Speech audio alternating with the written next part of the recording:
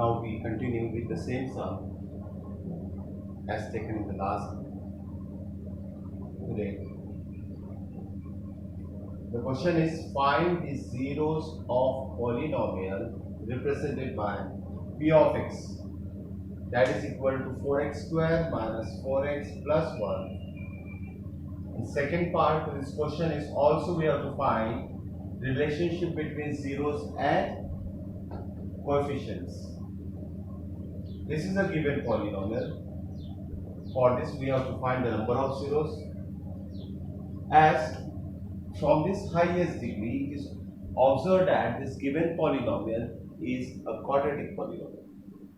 So first write this given polynomial is represented by p of x is equal to 4x square minus 4x plus 1, which is a quadratic polynomial. Now to find its zeros, we have to take p of x as 0, the value of this left hand side as 0, to find the number of zeros of this given quadratic polynomial. If we take p of x as 0, this left hand side is 0 is equal to this right hand side, or we can take this right hand side is also equal to 0. Therefore, we write here 4x square minus 4x plus 1 equal to 0. Now we have to factorize this to find the required number of zeros of given polynomial represented by p of x. How to find the factor, okay, of this given quadratic equation, which is this given polynomial now converted into quadratic equation by taking the value of p of x as 0. Now to find the factors, there are different methods, factorization, or in some cases we use some identities to factorize the given term. Okay. In this case, it is observed that this is a complete square. This is a complete square. How can we convert this into the complete square? We use one identity. The identity is, we know it is already studied in 9th standard. Just recall this identity. A minus b the whole square can be expressed as a square minus 2ab plus b square. So this can be expressed into this form like this. Therefore, right here 4x the whole square can be expressed as 2x the whole square. 4x square can be expressed as 2x the whole square minus, now for this 4x we split this one as 2 into 2, which is nothing but 4 into x, we get again 4x, and the last one, this is 1 square equal to 0. We convert this into this identity form, and we know if a minus b the whole square is equal to a square minus 2ab plus b square, then this right hand side can be expressed into the form of left hand side. So using this identity, we express this into the form, that is first term is 2x minus second term is 1 the whole square equal to 0. Square of any bracket is nothing but multiplication of same bracket 2 times. This 2x minus 1 the whole square is nothing but 2x minus 1 into again 2x minus 1 and equal to 0. To find the required 0, we take each bracket equal to 0. Therefore, we write here either first bracket equal to 0 or second bracket and second bracket taken as 0. Both are the same term, but our target is to find the number of zeros for this given polynomial. We solve separately these two brackets by taking equal to 0.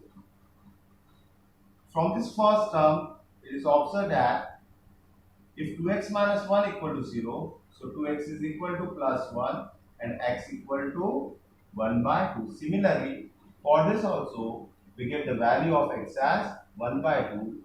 So this same value these two values of x are equal, that is same values. So in some cases, it is possible to write the number of zeros for any given polynomial, that is equal values. This is the first zero, this is the second zero, and it is observed that both the values of zeros are same. Even for such a cases, we express these two values of x into the form of alpha and beta. The first zero is written as or represented by alpha and its value is taken as 1 by 2, and second zero is represented by beta and its value is taken as again 1 by 2. So alpha and beta are the two zeros of given polynomial. This is the first part of the question. Now, in the second part, we have to find the relationship between zeros with alpha, beta, and the coefficients of this given polynomial p of x. Now, first we write the given polynomial again as p of x is equal to 4x square minus 4x plus 1, the standard quadratic polynomial can be expressed as p of x is equal to ax square plus bx plus c. This is the standard form of the quadratic polynomial. Now comparing these two, we are able to find the values of a, b, c, which are said to be the coefficients of given polynomial. On comparing,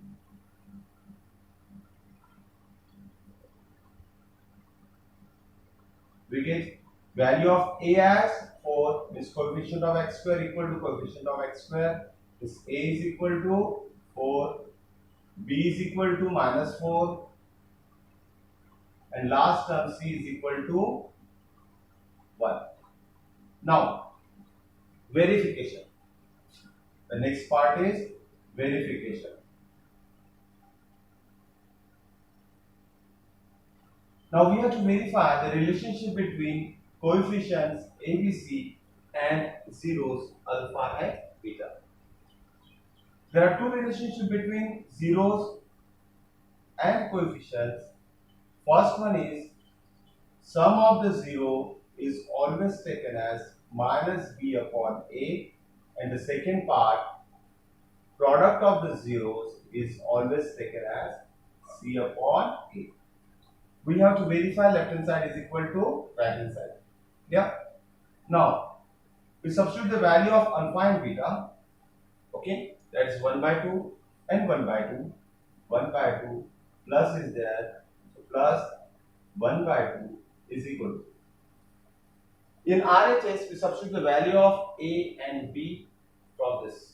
A is 4, b is minus 4. We write this minus sign as it is and substitute the value of b from this. What is a? A is 4. Yeah. After simplification, 1 by 2 plus 1 by 2 is nothing but 1, because half plus half is always full. That is 1. Minus into minus plus, 4 ones are 4. So the answer is 1. Hence verified, because we get both left hand side and right hand side equal. So in such a way we can verify the relationship between zeros and coefficient.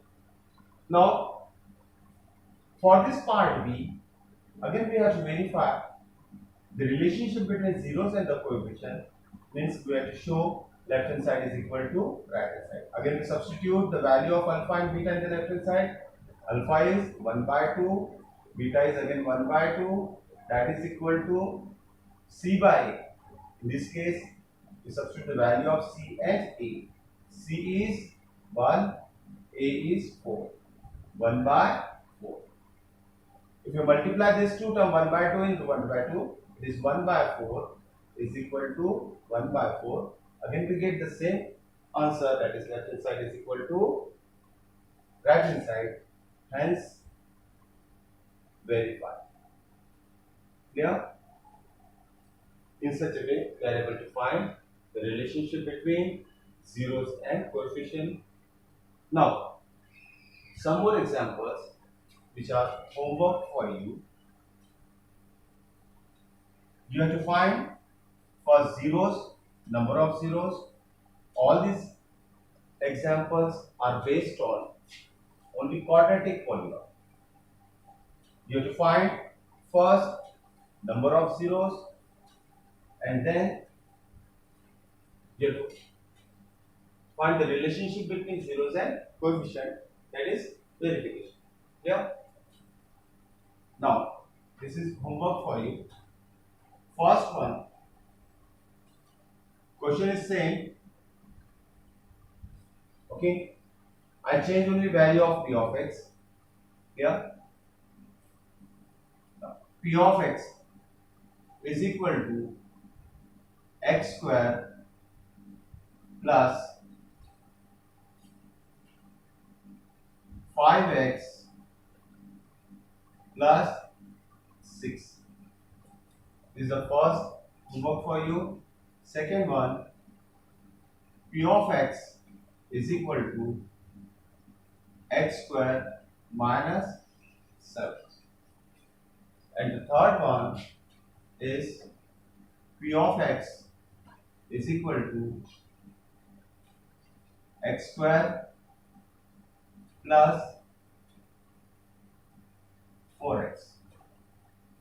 Question is same. First find the number of zeros, and then you have to find the relationship between zeros and coefficient. Means you have to prove both left hand side is equal to right hand side. That shows the relationship between zeros and coefficient. That gives always left hand side equal to right hand side. Now, in the next topic, if sum of the zeros and the product of zeros is given, then how can we find the required quadratic polynomial? Topic is, if sum and product of zeros is given,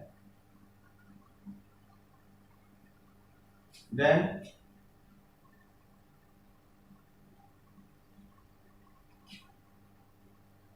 find required polynomial. So in this case also we are going to form only quadratic polynomial. Okay. Example for this. Example number 1. Again I repeat the question. If directly sum means alpha plus beta and product means alpha into beta. We are taking the examples of quadratic polynomial. Yeah. So in the first question, if sum is given, sum of the two zeros is given 2 and product is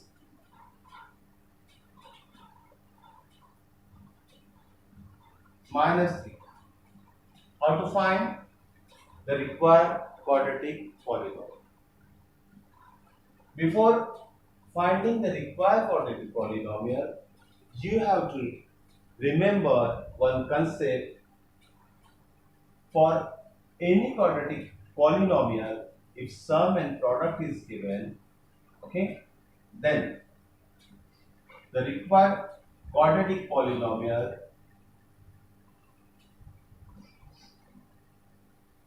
this is very important formula, how to find the required quadratic polynomial if sum and product is given. If the required quadratic polynomial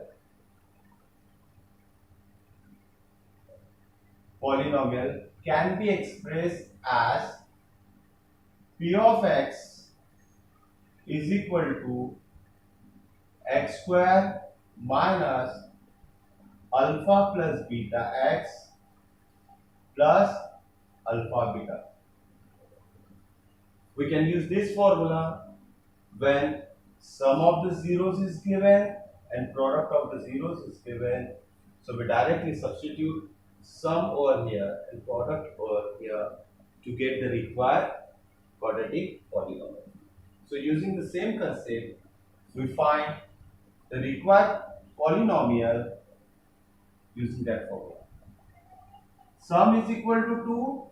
Then right here, sum means sum of two zeros which are represented by alpha and beta. So the value of alpha plus beta is 2.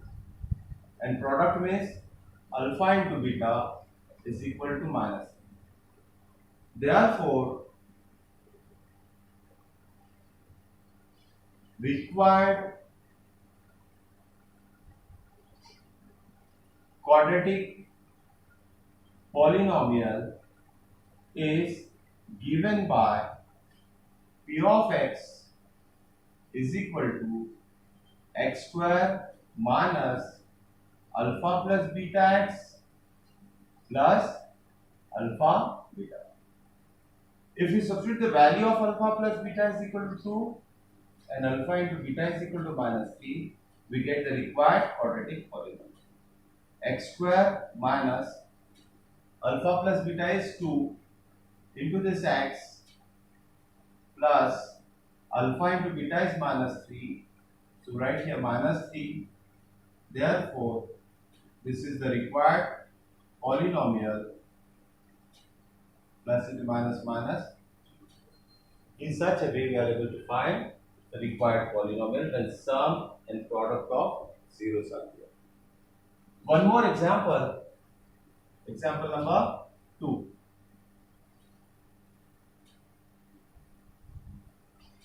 Example number 2. If sum of the polynomial is 1 by 4 and product is minus 1 by 4.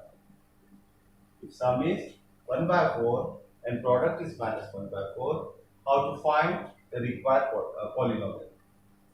Sum is 1 by 4 means we take alpha plus beta is equal to 1 by 4 and product means alpha into beta is equal to minus 1 by 4. So using this formula, we find the required quadratic polynomial. Therefore, required quadratic polynomial is given by, or p of x is equal to x square minus alpha plus beta into x plus alpha beta. Now we substitute the value of alpha plus beta as 1 by 4 and alpha into beta as minus 1 by 4 is equal to x square minus value of alpha plus beta is 1 by 4 into x plus minus 1 by 4, okay, is equal. Now it contains the denominator 4. It is possible to take out common 1 by 4 to obtain the required quadratic polynomial in standard form. If we take 1 by 4 common, so we rearrange. So this 4x square minus x minus 1 plus the minus is minus. So this is the required quadratic polynomial when sum is 1 by 4 and product is minus 1 by 4. So we avoid this 1 by 4. Therefore, the required quadratic polynomial can be expressed which is given in bracket. In such a way, for different values of sum and product, we are able to find the required quadratic polynomial.